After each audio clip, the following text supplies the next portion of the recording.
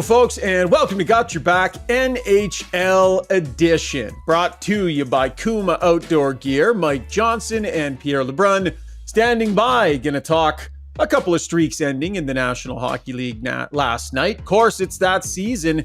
All kinds of trade, chatter, speculation, and such ahead on the podcast as well. Looking forward to it. Going to be a good one today. As I mentioned, Kuma Outdoor Gear, proud title sponsors here on Got Your Back. They got a wide range of gear to fit all your outdoor needs, tents and sleeping bags, travel games, pet products, and drinkware. And they love their new switchback heated chair. The world's first heated chair, powered by Bluetooth technology. Has an insulated cup holder on one side and a wine glass holder on the other. Enough said. Go to KumaOutdoorGear.com. Find a retailer near you. Check out all they have to offer. Kuma Outdoor Gear. Experience luxury outdoor. The band is back together. It's been a few weeks. I was off. You guys did a podcast without me. Nice job hosting in my stead. Johnny, harder than you thought, right? I assumed it would be a little humbling for you when you got in the big chair and realized, oh my goodness, this isn't as easy as Shaugger makes it look. I will say you do make it look easy, largely because it is easy. No, I knew it. I knew it. You totally think you could do this. I mean, of course I can. I just can't do it well. We'll get MJ was awesome. What are you talking about? MJ was awesome. Of course, really, we kind of just taped the conversation if MJ and I were talking hockey. Yeah. Over a beer, really. But Sitting around BSing. Yeah. That's the way it's supposed to. I mean, that's the podcast design, right? Just three guys talking hockey. Three hockey guys talking hockey. Shaugger, are you supposed to be tanned right now? Yeah. I just got back from Cabo. Why am I not? I mean, got back from Cabo. Look at that nice baked brown. Look at that. Can I just share that I phoned you last week because you were so confused about my schedule, and so I decided to phone you because I get tired of texting. And I don't know that you knew what country you were in or what planet you were on. I'm just going to share that. Like, it was a very incoherent Ryan Rishaug. I'm not saying he had beers in him. That's not what I'm saying. I think he just sounded very confused. Yeah. He calls me. He's like, what time are we taping the pod tomorrow? I was like, pod? What? Pod? Aren't you in Florida or something? Or aren't you? And he's like, no, man, I'm home working, grinding like the rest of the hockey world. Like, when are we doing the podcast? I completely got the schedule. I thought Pierre was gone. I thought you were unavailable. The house margs where I was staying, guys, let's just say they went down pretty smooth. So there's a little window of a few days where Got Your Back got a little organizationally sloppy for a couple of days there. The brain trust. We should have just taken the initiative and done it again. The two of us. Yeah. It's okay. There you go. We don't need him clearly, and there's enough to talk about. We don't have your back when it comes to this podcast. We're going to stab you in the back and do your show. Show the sponsors we don't need you and cut out the extra fat here on the podcast. All right, lots to dive into, gentlemen. So let's get to our breakdown brought to you by our good friends at Kinprint. Over 100 combined years of experience. If you can dream it, they can make it happen. They provide embroidery, signage, printing, logo design. Let Kinprint help you take your brand to the next level with their high-quality, top-of-the-line apparel. By the way, I have some apparel to show you guys. Been working with Kinprint. I saw Shaugger. So this isn't one that's necessarily available. This is a special one-off that they did for me. So we got that one. Hang on, I got some orange. Here. Where's the blue and orange? Okay, we got that one there. That's the white and orange. I like that. Blue and orange is up here. There's the one that is on its way to my house. Right? Yeah, we can probably sort you out. Pierre, so I asked them. They weren't able to find a salad bowl that would fit your head, but they do have a lampshade, and they feel that they can embroider a lampshade for you, Pierre, if you want. It's I'm in the Guinness World Book of Records for biggest head. I don't know what to tell you. We'll get you a sweater or like a mug with Got Your Back on funny. It. I love it. Anyways, been a blast working with the great people at Kinprint. Check them out at kinprint.ca. Okay, gentlemen, couple streaks end in the National Hockey League last night. We're going to talk about the Edmonton Oilers and Nathan McKinnon. We're going to get into some trade stuff as well. We're going to do all of that. But first, we have not done a podcast yet since the press conference was held the other day by the London police chief, confirming what was widely reported that 5 players from the 2018 World Junior team have been charged with sexual assault from an alleged incident stemming back from a Hockey Canada gathering back in 2018. Notable that Mike McLeod, a second charge filed against him as well. So it's Carter Hart, Dylan Dubé, Alex Formanton, Mike McLeod, and Cal Foote. We want to state from the outset here that this is going to be a long process, and this is going to be a drawn-out process, and we're talking potentially 10, 12 months, even beyond, year and a half. And so this is going to be hanging out there for quite some time. And we're going to handle this carefully because it is a legal proceeding. And quite frankly, you have to be careful about what you say. There's the presumption of innocence. There's the respect for the alleged victim. And all of those things, we need to say from the outset, we're going to respect all of those things. But Pierre, you were in the middle of it at All-Star when this story broke and when everything, basically started to happen. So maybe just your thoughts on the gravity of this story on the hockey world and what you saw and heard from the press conference. Well, certainly, for anyone not to have felt this would be pretty surprising to me. But I feel like being at All-Star, you could feel the heaviness in the air of this story really casting a shadow over one of the league's, premier events, as it should. This is a story that continues to rock the sport. And again, we don't know how it's going to end. We'll let the legal process handle that. But it doesn't change the fact that regardless of the ending of that, the story itself is really weighing on the sport. And I say the sport more than the NHL because obviously, the 5 players accused were still junior players when this happened. But, it's a question that I posed to Commissioner Gary Bettman at that news conference last Friday. The NHL still has the biggest influence on the sport in terms of setting standards and having the biggest influence on the culture of the sport. And listen, he gave the answer that he did, which was a pretty lengthy one actually to that question. But because of that, it still absolutely weighs on the NHL because of course these players all ended up playing in the NHL and were until recently when they took a leave. So it's such a difficult story. I mean, I think of the alleged victim so much about, that she's had to wait all these years now for this finally to have, a legal proceeding attached to it. But, and obviously there's, people again talking about the culture of the sport and so on. I did a piece with Sheldon Kennedy, about 10 days ago and all the work he's done over the years. And he had some really interesting thoughts, I thought, in lieu of what's playing out here. But there's no neat little comment that just ends all this and says, well, we'll see what happens. No, it's heavy. It's heavy. And there's a lot to take in. Yeah, I mean, I was an All-Star, and you're right. It was definitely casting a shadow over the entire experience, as good as it was. We're going to have to wait to see what happens in the legal proceedings to kind of have thoughts on this specific incident. But if nothing else, Shauggy, this has forced the conversations to maybe come to the surface that are appropriate and necessary and healthy and can hopefully better everybody involved in all sports and all walks of life, but hockey specifically. And maybe that's kind of what will be going on over the next however long. I mean, as far as the specifics of the case, we'll have to wait for the case to play out.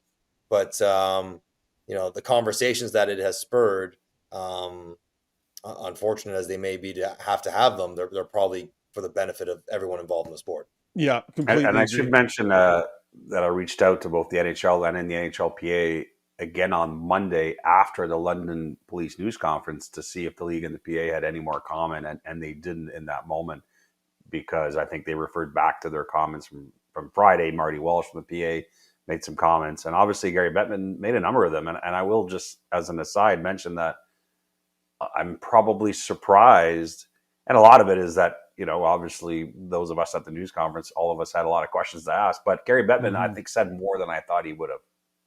On it. I clearly, in a perfect world for him, I think he wished he could have made those prepared remarks and ended there, but that wasn't going to happen because I think all the media there had some obvious questions. But there was a lot to digest there, and the most notable comment that I believe he made was that he didn't think that the NHL players accused were going to be playing in the NHL while this legal matter was playing out. And that was probably the biggest comment he made, I think. Mm-hmm. And notable that their contracts are expiring, restricted free agents in some cases, and so teams will have decisions to make here at the expiration of these contracts. We'll see what happens on that front moving forward. Bottom line, this is serious business. We kind of play in the sandbox of life here covering sports, but this is very real and this is very serious. We're going to treat it with that respect. We will report the news as it happens. We'll keep people up to speed on what's happening.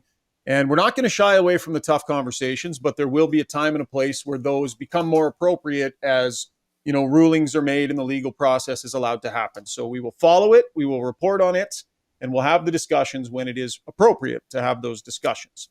Okay, let's get to the National Hockey League on the ice, gentlemen. Couple streaks come to an end last night. You got Nate McKinnon in his 14-game point streak. We're going to get to that in a few minutes. But the Edmonton Oilers, what an incredible run they go on, guys. So they win 8 in a row. Then they lose 3, and then they go on a 16-game heater. Now, the NHL schedule giveth, and the NHL schedule taketh away, Johnny. It gave to them with a softer schedule, some softer opponents. It's set up for them to go on a nice little run. Full credit to them. They took advantage. But then, 8 or 9 day break before a chance to try and tie the record? I don't know. I watched the game last night. I wouldn't say they were rusty or whatever, but I can't help but wonder if this game were played 9 days ago, maybe the outcome is a little bit different. I'm not sure. Tough bit of scheduling there to have that break. Sitting to think about that. Probably, although I don't think the Edmonton Oilers spent the last 10 days chewing on the chance to set up record. They were probably just doing whatever they were doing. They got plugged back in. They played well enough to win. I think it was a good game between two good teams. I think it was a reminder of how good Adin Hill has been when he has been healthy. And everyone fretting about Canada's goaltending. There's your guy. That's the guy who's going to have that job. So let's get to that in a minute, because my question is, did we see 2 of the guys last night that could be Canada's guys? Let's talk about that after. Yes. We'll see. That's on the list. But yeah, I get it. Like, William Karlsson has time to get back and be healthy. Maybe some of the momentum, the continuity, just sort of the routine and the energy of doing it every single day disappeared for them. But, and Vegas is a good team. So it's a lot going in there. But it's not like certainly Edmonton didn't dominate the game, but they had more than their fair share of chances. They probably carried the play more. If you went the deserve to win-o-meter, I think Edmonton would have been more than 50%, Pierre. So it happens. And this is what makes having these long win streaks so hard to begin with, is that there are goaltenders in the NHL. Everyone in the league can steal a game. Every goalie in the league can steal a game, and they managed to go a month and a half without that happening. And not that Adin Hill completely stole it, but he's a big part of the reason why they won it. So, yeah, kudos, tip of the cap. It stinks to get that close, one away, and not get there. But an incredible run for them and a nice win for Vegas coming out of the break, because Vegas has been sort of scuffling for the better part of 2 months. And to maybe knock Edmonton off that streak, Pierre gets them going in the right direction. Well, it also, the Oilers losing saved us from having the uncomfortable conversation about the 92-93 Penguins not having a shootout win as part of their. Oh, you're going to have it anyways right Here we now, go. aren't you? No, I'm not going to do it anyways right now. I'm just kidding. Ties, shootouts. Here we go. Whatever. He's just bitter. He had to be an all-star, so he's rabble-rousing. What I would argue is that the Oilers winning 16 in a row in today's parity NHL is harder to do than the Penguins winning a bunch of games in 92-93, where the gap between the best teams and the lower teams was wider. So it all evens out. But one thing I was thinking watching that game last night, it felt like a playoff game in terms of the refs put the whistles away, I thought. And Vegas got to impose, I think, a sort of a slugfest type game, real heavy game where the ice was hard to gain. And I thought Edmonton handled it pretty well for long stretches. So honestly, even though the Oilers lost, I kind of feel like you come out of that game saying, okay, if that's what you're going to bring again come playoff time, you know, let's slug it out in the first round. I thought the Oilers could have easily won that game, quite frankly. So, but it was there was not a lot of free ice in that game outside of Brett Kulak out of nowhere having a mini breakaway there in the second period. But other than that, it was the 2-on-0 with Leon and Connor. The shorthanded 2-on-0, But it was Vegas was allowed to play its heavy game there last night, and that's okay. That's interesting. There is another streak that stays alive for the Oilers. It's 15 games where they've allowed 2 goals or less outside of an empty netter that we saw last night, which is the one anomaly in there. Boy, the defensive prowess that this team has developed, Johnny, if you think about where they were earlier this year and where they are now through this 16-game streak, what did you learn about the Edmonton Oilers here over this 16-game streak, Johnny? What did I learn is that they are capable of playing better defense than they were. But I think it's more important, Shaugger, what did they learn? Like, what do they now know about the way to play to be successful consistently? And it's not to score 5. It's to keep them to 2 or 3. And if you do that, then you're going to be in every game, and they have enough talent to get enough goals to win. I think that's the message of this entire last 27-game run. If we commit to defense, and if we get the good goaltending, then we're in every single game, and our superlative talent will win us plenty because we have that as well. That's the message. That's the lesson. I mean, you can go X and O's. Obviously, the rush defense was awful the first 10 games of the season. It's gotten so much better. The penalty kill, awful. Mark Stewart, we're giving him lots of flowers. He deserves them. Penalty kill has gotten so much better. Stuart Skinner has gotten his game under control with some of the support in front of him. So much better. But I think as a group, you'd like to think if they needed to be reminded by doing as instead of being told to play good defense, that defense wins championships, that this is what you need to do to win the playoffs, to win a Stanley Cup. If you need to actually do it, they just did it. They're continuing to do it. And I think, Pierre, that's the biggest lesson learned of the last month and a half for Edmonton. Defense wins them games. Yeah, I totally agree. And I think really the reason you feel confident that the Oilers have as good a shot of winning a cup as anyone else is that I think they've learned they can win games in different ways. And again, I thought they were very comfortable in that sluggish, heavy game last night in Vegas. Just because they didn't win, that doesn't mean anything to me. They were in that game. And so they can win a 2-1 game. They can win a 5-4 game. They can win with speed. They can win with defense. They can win with special teams. They can win with goaltending. And they can win with people scoring on different lines. I mean, there's a lot of check marks happening here for the Edmonton Oilers.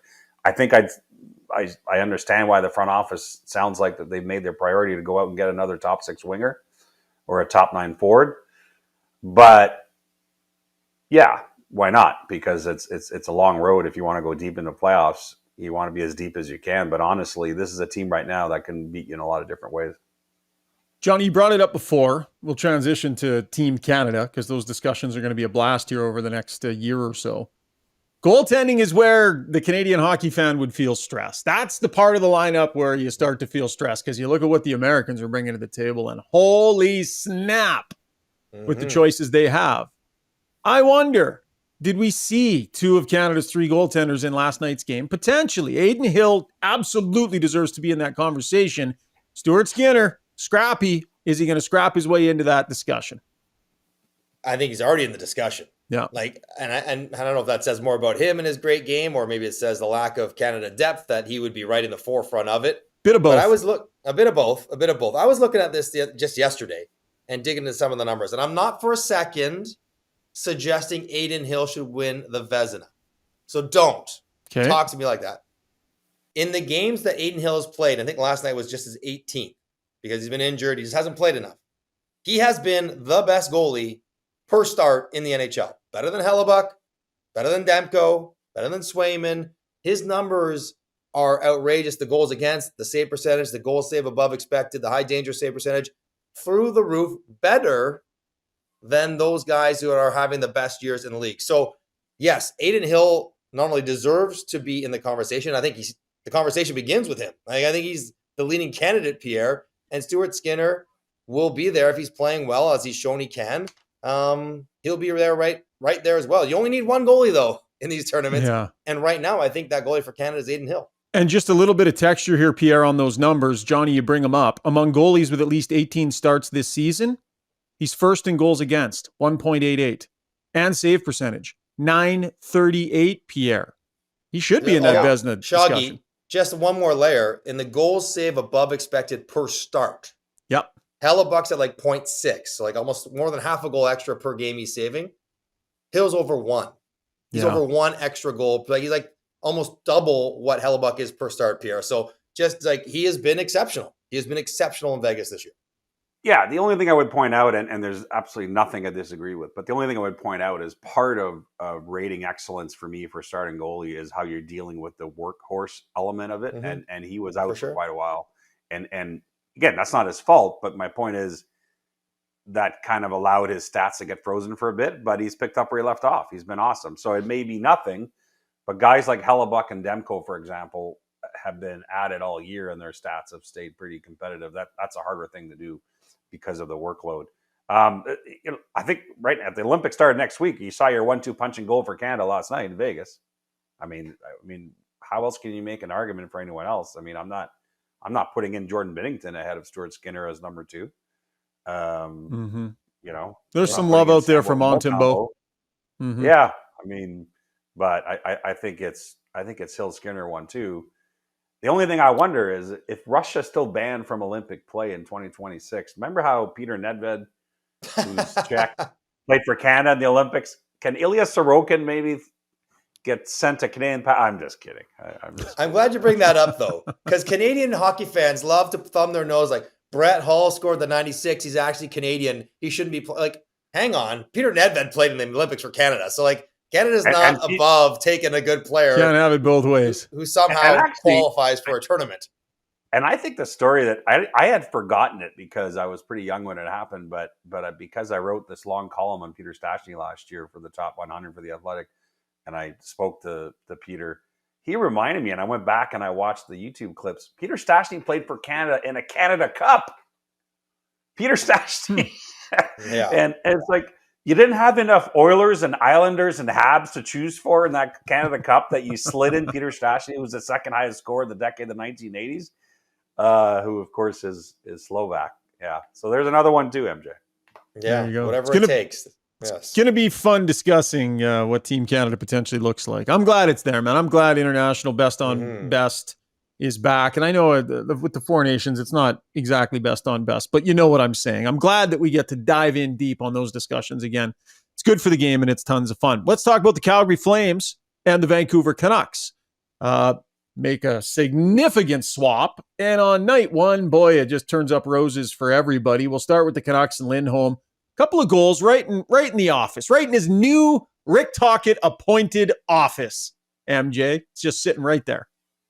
Okay, first of all, Rick Tocchet acknowledging he didn't want the Oilers to break the Penguins record. I like that. Like, I like somebody saying, like, yeah, I don't want him to get it. I like having it for myself. Like, yes, that's a human reaction. Good on Toc for doing that. Now, Lindholm goes over there, and I'm like, good player, will do a lot of things well. Versatility, could play on the wing, in the middle, right shot center, all the stuff we know. I don't think we're going to get the offense guy that we had 2 years ago in Calgary, the 40-goal guy. So what does he do, Shaugger? Goes right in the first game, and he grabs 2 tip-in goals. We talk about, I'm going to choke on talking about the shooting percentage regression that is going to come for Vancouver because it's never coming. And sure, Lindholm steps right in there, and boom, he starts scoring at a rate that he has not scored at previously. That is amazing. And it's been that kind of year for them. But I just think on the bigger picture, the fact that now with him on the Canucks, you can play Miller, Besser, Pettersson on 2 different lines and have 2 different scoring lines. And Lindholm will be another fourth forward. You have Mikheyev, you have Suter. And all of a sudden, you don't feel like you have to load up. And if you don't, you're in good shape. If you do, you're also in good shape. That's the kind of flexibility that I think he offers them down the stretch. So it's a big trade. They gave up a lot to get him, including Kuzmenko, but I think you saw right away on the first power play, like they're going to use him in a major role, and he's going to play a significant factor of whatever success they have. Yeah, at the end of the day, I think the most fascinating part of this, as I did more digging on this trade, is that my understanding is the Canucks actually had interest in trading for Lindholm last summer. So this was someone that they had hoped to make part of the plan. And what's fascinating to me about that is that who knew last summer the Canucks would be this good? So why did they have interest in him? What was that part of in terms of where they thought they were headed? And it tells me a couple of things. One, that the Canucks thought more highly of their chances internally than the rest of the world, and they've been proven correct. But number two, I just think win or lose, they just saw him as a player that fit in with what they're trying to do moving forward, regardless of the standings, which is also very interesting to me. So this isn't just, hey, we're in first place, let's go for it. I think this was actually a player that they've thought about for a long time, which gives us a little more layer, I think. Could it possibly, Pierre, be maybe premature, but a little bit of insurance on Elias Pettersson, who needs a new contract and hasn't yet signed an extension and hasn't sort of shelved those conversations until after the year? I mean, I think that has to be part of it to some degree. I mean, I think it's twofold. If they get Pettersson signed, which is obviously what they hope to do this summer, I think they could make this a more global thing where they go to both players and say, we got a cup contender here, so maybe you take a little less, Lindholm to stay, don't go to the UFA market, and we make this all work together.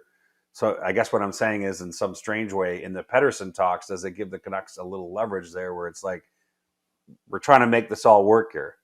Gotta be careful with that. But, at the end of the day, I know a lot of people are presuming that Lindholm will probably want to stay. He might, but don't presume. I mean, he was offered a deal in the eights from Calgary at some point, and obviously stayed resolute with the fact that he's UFA July 1st. So I think this is more a situation where Lindholm is going into Vancouver with an open mind, see how he fits, see how the playoff run goes. But I don't think there's a chance that we see an extension before the end of the season. I think that this is more of an off-season discussion either way. Meanwhile, the Calgary Flames, I mean, conventional wisdom is when you give up the best player in a trade, chances are you probably lost the trade. And the Calgary Flames clearly did in this case. But I wonder if just, the different look, the different feel. Kuzmenko steps into the lineup, has a real solid game, contributes, ends up scoring a goal. You look at the Calgary Flames, Johnny, and it's like there's lots of good players there. But for whatever reason, when you piece them all together and throw a lineup on the ice, it was like the sum of the parts just wasn't quite there. How much do you think just a change of faces and a change of lines and shaking it up a little bit? They're right in the mix for a playoff spot. They had a heck of a good haul. They got a heck of a haul for them. So I don't know, man. Sometimes it can kind of be sneaky good for the team that gives up the best player. Especially when that best player is going to walk away in 3 months. Let's be honest, he wouldn't be around next year. So yes, certainly for Kuzmenko, change of scenery will do him well. He was sort of stuck in Vancouver, in and out of the lineup, in and out of the doghouse, just not being part of the fun ride that everybody seems to be on that team this year. He was the one guy sort of left not enjoying it. So for him, who's shown ability to score goals at an elite level in the NHL, he should really enjoy and embrace that and know that, and this is the reality, when you're the centerpiece return for a player as good as Lindholm, guess who's invested in you doing really well? The entire organization. Yeah. Like Calgary wants you to be successful because that makes them look good. So you're going to get lots of ice time and power play time and good line mates and all those things that he didn't always have in Vancouver. So that's good. And then I don't know enough about the prospects, but there's enough of them between the prospects and the picks to hopefully one or two of them hit, and all of a sudden you're onto something. Calgary is going to be in an interesting spot, Pierre, where the whole year is going to be about unloading these players, and yet can they sort of rally behind that and say, well, you may take them away, but we're still going to push for a playoff spot. That would be quite a testament to the group that remains if they can hang in that chase and get around the wild card. Well, I actually think it's kind of funny, MJ, that the two teams that unloaded players last week, Calgary and Montreal, start the post-All-Star break with Calgary winning in Boston, Montreal winning in Washington, almost thumbing their nose the players are at management for taking away from their team, which you love to see. But, the Flames aren't done. I mean, they're going to trade Chris Tanev, I think, barring a last-minute miracle extension there for Tanev. I mean, he's the number one D in the rental market. There's so many teams that are interested in him. Hannafin is more interesting. They're still trying to sign him.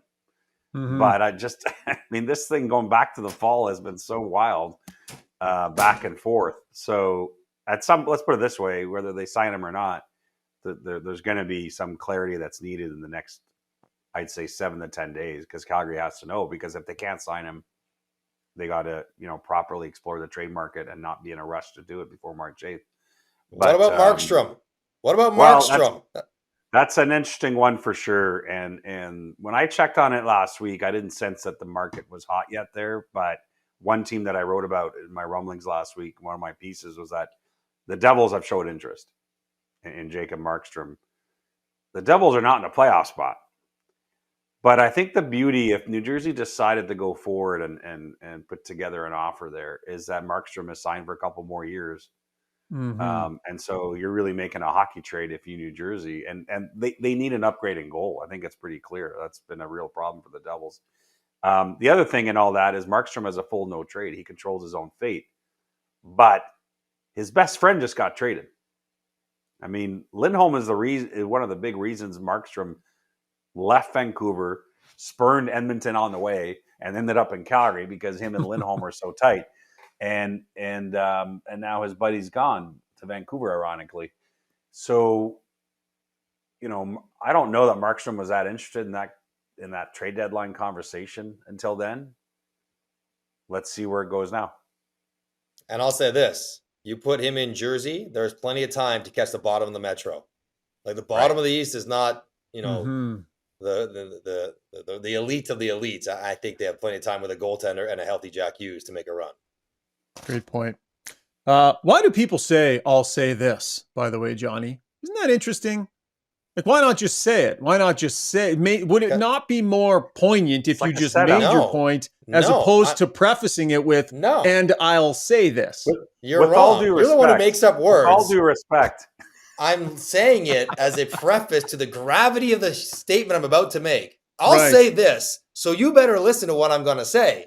I wonder. But if you just flat out dropped it, like, boom, hot take, boom. Maybe there's a bunch of things that we shouldn't say anymore, and I'm as guilty as anyone else. So with all due respect, don't take this the wrong way. Yeah.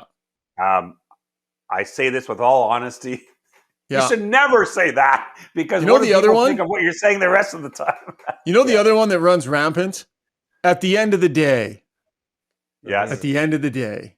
Yeah. Or we go on a tangent here. Every hockey player who's asked a question, Ryan asked Connor McDavid, so Connor, first period you got off to a slow start. How'd you turn things around? Yeah, no. What? Yeah. Well, and they all say yes, no, and then start talking. Yeah. Kept me going. Well, listen, guys, I say this with all due respect, and I mean no offense, but I'll say this. It's time to move on from the Flames and Canucks. Let's get quickly to the Winnipeg Jets. Just a quick thought. No massive panic or anything like that, but they suddenly lost 4 in a row. First with newly acquired Sean Monahan in the lineup. They have scored more than 2 non-empty net goals just once in the past 8 games. You can tell I'm reading this now. This is courtesy of the Quizmaster. So, I don't know. It's gone the wrong way a little bit here for the Winnipeg Jets. What are we observing in Winnipeg, Johnny? Well, I mean, I think you had some injuries, right? Like Scheifele missed some time. Velarde missed some time. That doesn't help their cause at all. They went on that great run forever, not giving up more than, 3 goals for 25, 33 games, whatever it was. There might be a bit of an exhale when that finally ends, and maybe their game slipped a little bit. There's the human nature ebbs and flows of a season. And there's the reality that I don't know if they're a great offensive team. There's a reason why they went and got Sean Monahan, right? Like they don't have a ton of offensive great players. They have a bunch of good ones, and they play really hard, and they check diligently, have a great goaltender and a great system, and I love their coach. But they don't necessarily have the individual talent, maybe outside of Nick Ehlers, maybe Mark Scheifele, I guess, to sort of turn games offensively if they don't play well as a group. So I put all that in the blender and say, yeah, they're going through a bit of a stretch here, but like the Oilers have shown, like the Jets have shown, their defense will keep them around and in games all the time as they sort out their offense, Pierre. I will also say I was at the game in Toronto where the Jets lost in overtime or shootout. I can't even remember now. Anyway, right before the All-Star break, the Jets outplayed the Leafs that night. Mm-hmm. Samsonov stole one for the Leafs. So it's not like they've been lousy for this entire streak. The Jets have. But the other thing we should mention this, I've had a couple of league sources mention to me, they believe Winnipeg were the runners up on Elias Lindholm. So it tells you that Kevin Choleoff was definitely in there on several fronts last week.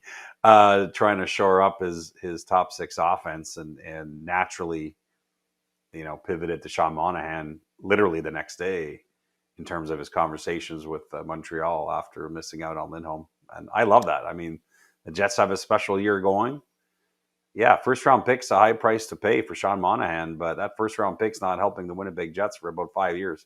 And I'm literally stealing that line from the way Julian Breezeboy in Tampa always reacts to trading away all his picks. If you're in win now mode, you're in win now mode, man. 100%. And again, anytime Sean Monahan's name is mentioned, we need to go tip of the cap to the Montreal Canadiens for two first rounders for bringing that player. And that will happen forever. Anytime we mention him, that has to be mentioned. 2 first rounders, a year and a half of good play, positive influence on the dressing room. And guess what? They can go get him in 3 more months and they want him to bring him back. They can go get him in the summer and he'll probably be willing to return there. So, yes, tidy bit of good business by Ken Hughes. Nathan MacKinnon had his 14-game streak come to an end, only rattled off 29 points in that time, 13, 16, 29, tied with Nikita Kucherov in the scoring race here, gentlemen. Both of them sitting at a healthy 85 points. It's going to be fun watching them. Impressive this run that MacKinnon is on, playing some of the best hockey in his prime, one of the best players of his generation, playing the best hockey that he's played in his prime. And as we talk about trades here, Johnny, it's like, what is the sense of urgency on the Colorado Avalanche to make sure that they give this team what it needs to take that run that this player is showing, they're definitely in the mix to take here? I mean, I think there's no doubt that they will do whatever they have to do, whatever they can do to give themselves their best chance. I think a lot of what they're hoping for is just to get their entire roster back on the ice. Yeah. Nichushkin's in the player assistance program, so there's no timeline on him, but he's been a monstrously important player for them on the ice. And so they'll have to figure out what's going on with him. And then Pierre, the other big wild card is there have been a couple Gabe Landeskog sightings like twirling around on the ice at 40%, which is a long way from 100%, or maybe even the 80% he needs to get to try to play. And he could probably certainly walk in day one of the playoffs and have that whole cap ramifications if he's able to do so. But they've made some moves. They are very good already. But I think Landeskog will be maybe the kicker, the icing, if he can get healthy again, Pierre, which I'm not saying he is, but he has been around the team again and come on the ice a couple times. Yeah, and the Avalanche have been really tight-lipped about saying anything on Landeskog. I do remember getting a quote from GM Chris McFarland before the season back in September, the GM meetings in Chicago, where I did quote him saying that Landeskog was a possibility for the playoffs, but certainly not a certainty, something to that effect. But since then, the Avalanche have basically refused to give updates on what they think may happen there. I probably out of respect for the player who has gone through so much adversity with multiple knee surgeries and trying to get back and not wanting probably to put pressure on their captain either.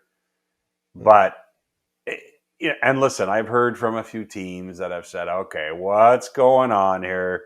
Because they've spent 2/3 of Landeskog's cap hit already on other players, so they couldn't even bring him back now if they wanted. Well, I guess they could, but they'd have to find room.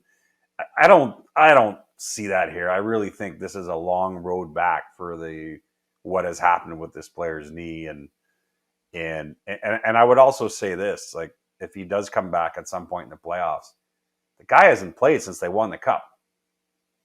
So, how much of a cheat code are we seeing here? Like, this isn't Kucherov. Been a minute. This is different. This is a long time with some uncertainty in the knee, right? Like, so I'm not buying into some of the conspiracy stuff here myself, but maybe because I'm a glass half full guy.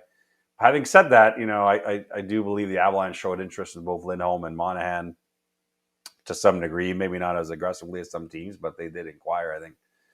I think they need a top 6 injection. They're relying so much. I mean, McKinnon's playing so many minutes. Lekkonen's back, which has been huge, but that's a team I think that can use one more forward up there. If not top 6, then top 9 at the very least. You mentioned the Edmonton Oilers also looking in that top 6. So we talked about the Oilers, talked about the Flames and the Canucks. on the Toronto front, Pierre, what do you, if I were to ask you right now to predict what the haul ends up being, what do you think Brad Treliving is standing there holding when trade deadline comes and goes? What's real, do you think? Well, there's a couple of things to get at. I'll try to be quick.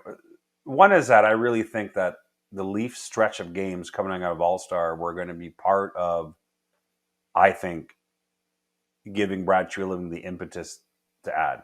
Like, I think he wants to see what his team has here because they've been by playing well or by playing poorly. Well, exactly. I mean, yeah, but if they play poorly, he's going to think I got to add because we're no good. Or if they play well, I got to add. No. I think if they play poorly, I think he's got to sit on his assets. Okay, pulls back. Listen, the Leafs have traded so much away going all in the last few years that I think the Leafs need reason to spend another first round pick, which is what it's going to have to be for something tangible. The Leafs don't have a second round pick for the next 3 years. The next 3 seconds are gone.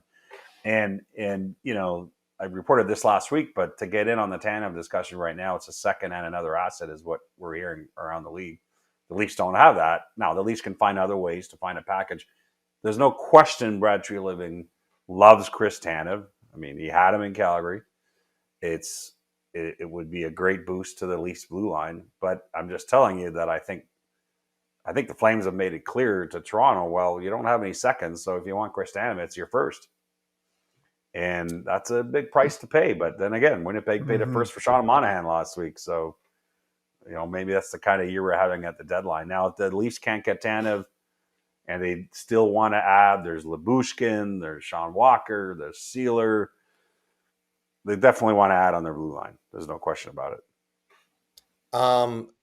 So yes, there's the gap there, that Klingberg, and then we know that they need someone there. But if you look at the Leafs the last, 25 games, their problem is no one can score except the big players. They got everyone talks about defense, and yes, I get it. They could use an upgrade there, and they haven't been perfect. But I tell you what, putting Chris Tanev in the back end is right. So I'm saying it's not going to help you score goals, and they need help. Like Tyler Bertuzzi 1-28, Max Domi 2-22.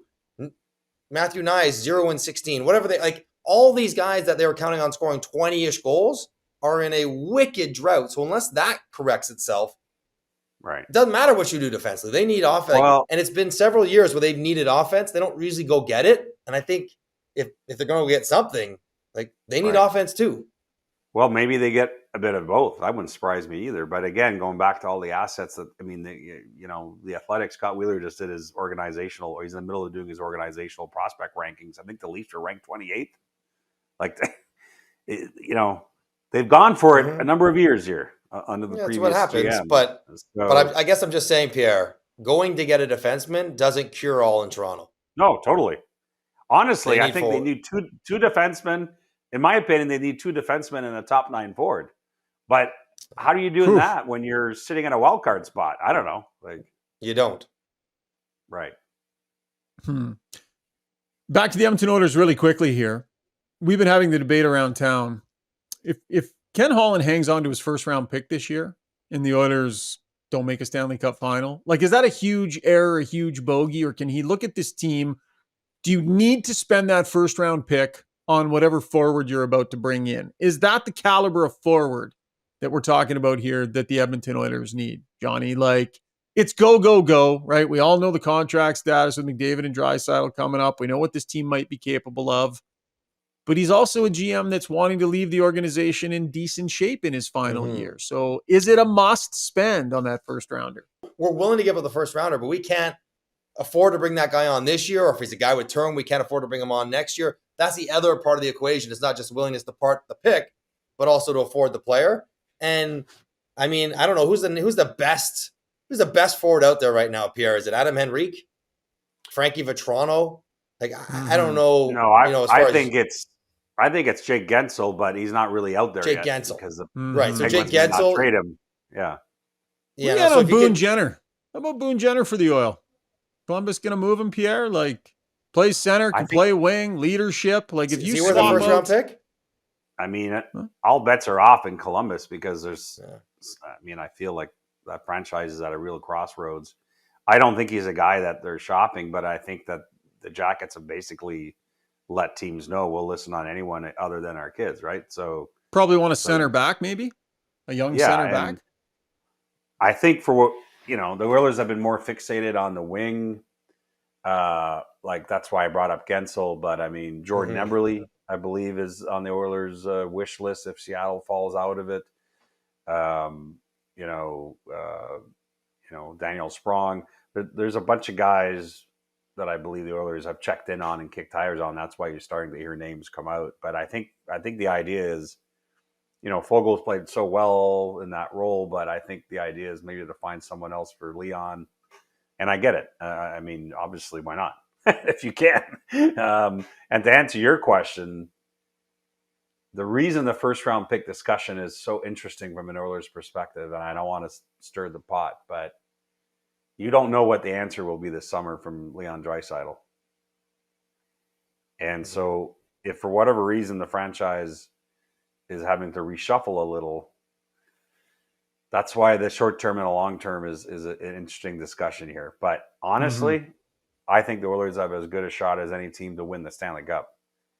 I'd be willing to spend it for the right player. Yeah. I think you've got to be You spend it on Gensel if he's available, but you don't just spend it because you have it. If the player doesn't warrant it, then I go and nibble around and give a second and a fourth for Adam Henrique and be like, it's pretty good.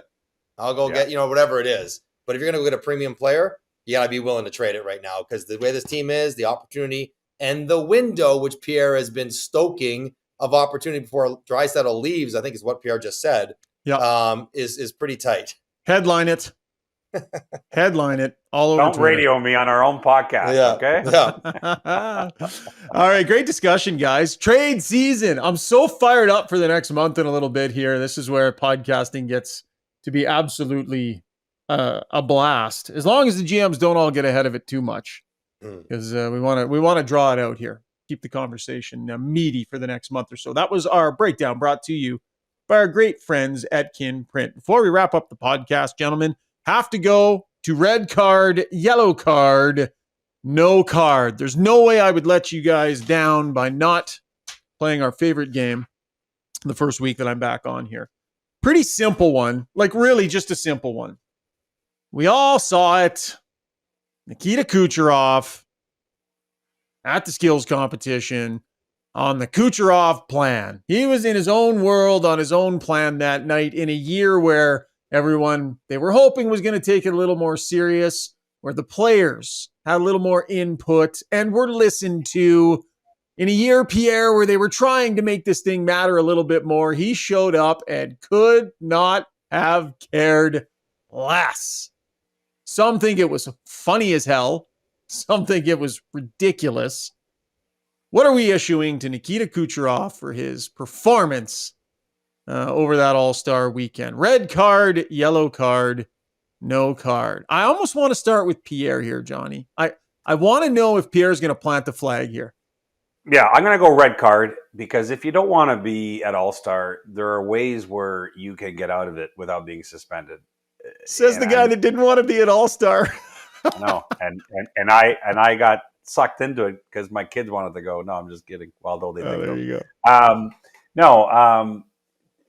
So I think a lot of people know this, but if they don't, to get around the ugliness that the league has had over the years, where they actually had to suspend some players for bowing out of All-Star and suspend them a game as per the rules in the CBA, one of the things that's happened in recent years is league hockey ops gets a better read on who wants to be there or not, and avoids all this by saying, does your guy really want to be there or not? And so it's been a cleaner process that way. And I guess what I would say is if Kucherov was not in the mood for All-Star, there's a failure in communication here, because he could have easily let the Lightning know, the Lightning could have let the league know, and then he's not there. No one's forcing you. And so that's my red card. You just don't name the leading scorer in the league to the All-Star game and just kind of go, that's working through something, need a little rest. Dude, there are guys who weren't at All-Star. I'm not going to start. I'm just telling you, there are ways around this. Believe me. So I'm going red card. Similar kind of logic, but slightly different, because it's just skill game. He was fine in the game. It's just a skill contest. And if you don't want, I get why he was asked to be in the skill contest, leading scorer in the league. If you don't want to do that, and I have no problem with a player not wanting to do the skill contest. I had no judgment at all. At all. If he could just easily get out of that.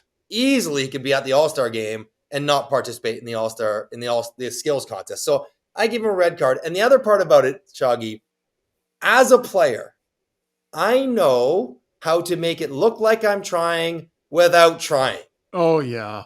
And he didn't even bother to do that. So if you're going to go there, like, you can try, you don't have to skate your fastest, but you can make it look like you're quasi concentrating on passes.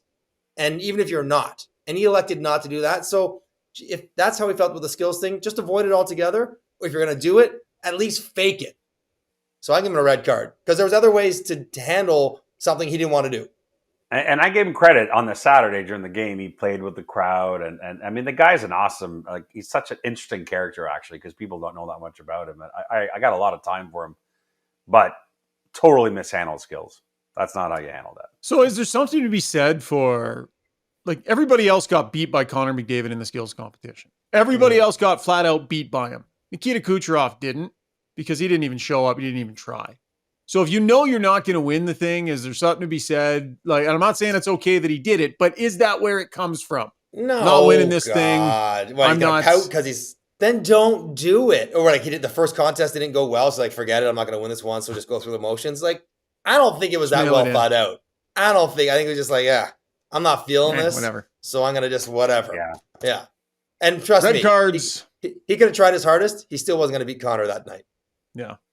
Red cards across the board on what was McDavid night. Guess what? I got great news. I got great news for everyone. There is no All-Star next year. Hey. There you go. There you go. Quick thought, like 30 seconds, because we haven't done a pod since. Johnny, more entertaining, better, stick with this formula, right direction. What do you think? I've been to 10 in a row. By far the most well-received All-Star game weekend I've been to. And that's not because I'm from Toronto, but that was from the players, from the league, having the women there, having the fan fest, having all the activities downtown. It was well-received by everyone. Most importantly, Pierre, the players seem to enjoy the format more. Mm-hmm. Try and control your passion here with your response, Pierre. How did you feel about it? Try not to go overboard and gush. It was okay. I mean, again, I mentioned, I bought tickets for my kids. They loved it. I mean, my one of my daughters was like, I can't believe how fast Connor McDavid is. She'd never seen him in person. That's why I get it. To me, it's such a waste of a weekend because the players can't go as hard as they can, nor should they. But to see the reaction in young fans' faces about seeing all these great players in the same place, that's why it still exists. That's the only people it matters for. The rest of us, honestly, the first of the 3 games on Saturday, that looked like they were in warm-up. It was like so little effort in that first game. It was unreal. Like, come on. Better. It's improving. It's improving. In the right direction. Heading in the right direction. As is the podcast, guys. All due respect. I'll say at the end of the day, this wasn't as bad as I thought it would be, given that we'd had a little bit of time off. Thanks, guys. Great stuff. We'll do it again next week. Sound good? All right, guys. Okay, that'll wrap the podcast. Thanks so much for tuning in. Thanks for your downloads and your subscriptions. If you get a chance, hey, head over to iTunes or YouTube and leave us a comment or a review. Let us know how you feel about what we're putting out there. Thanks again to our proud title sponsor, Kuma Outdoor Gear. We'll chat again next week, folks. Have a great finish to your week. Cheers.